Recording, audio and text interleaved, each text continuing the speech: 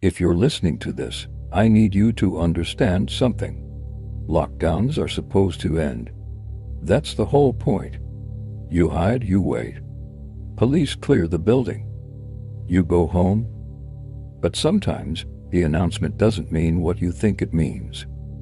I'm Daniel Carter, 24 years old.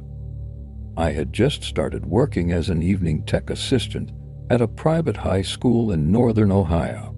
The building was built in the late 1960s, wide hallways, low ceilings, fluorescent lighting that hums constantly. The kind of place that feels outdated but harmless during the day. At night, it felt hollow. Sound traveled too far. Every footstep echoed just a second longer than it should.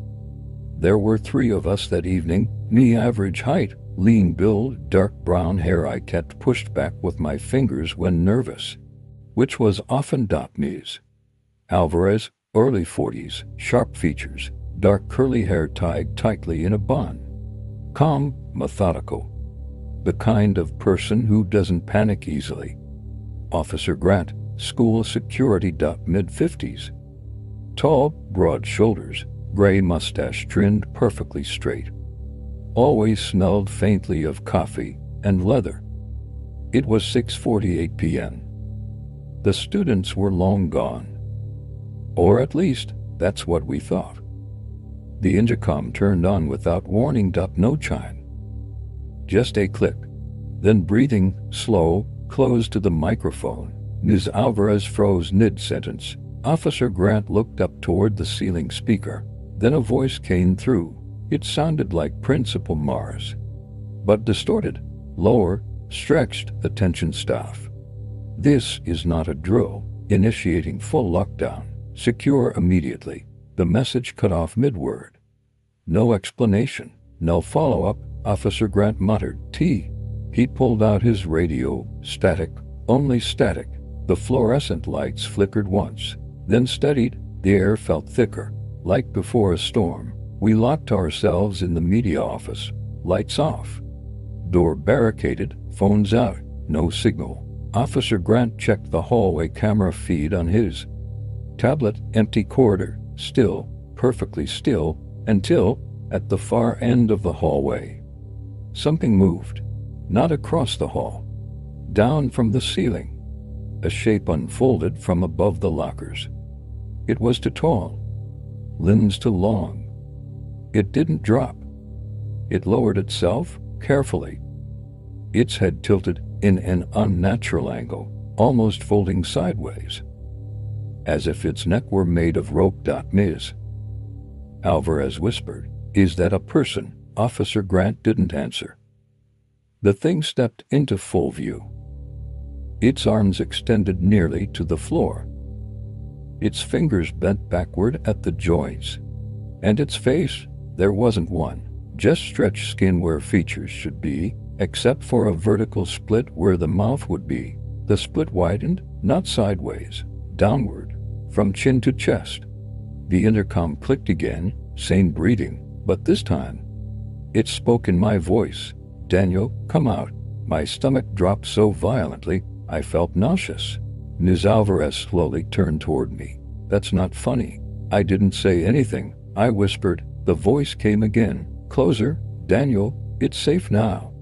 The camera feed showed it standing directly outside our door, completely still, head twitching in small, jerking motions, like it was listening to something we couldn't hear. It didn't try to break in. It knocked, 3 soft taps, perfectly spaced.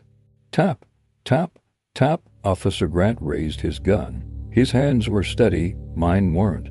The handle began to turn, slowly, carefully, metal scraping metal. The door didn't open. But the pressure on the other side was immense. The wood creaked inward, then silence. The camera feed glitched, black screen. When it came back, the hallway was empty. 5 minutes later, the intercom chimed normally. The real tone. Principal Mars' real voice came through. "The lockdown has been lifted. All clear." Officer Grant immediately shook his head. "No one confirmed," Ms. Alvarez whispered.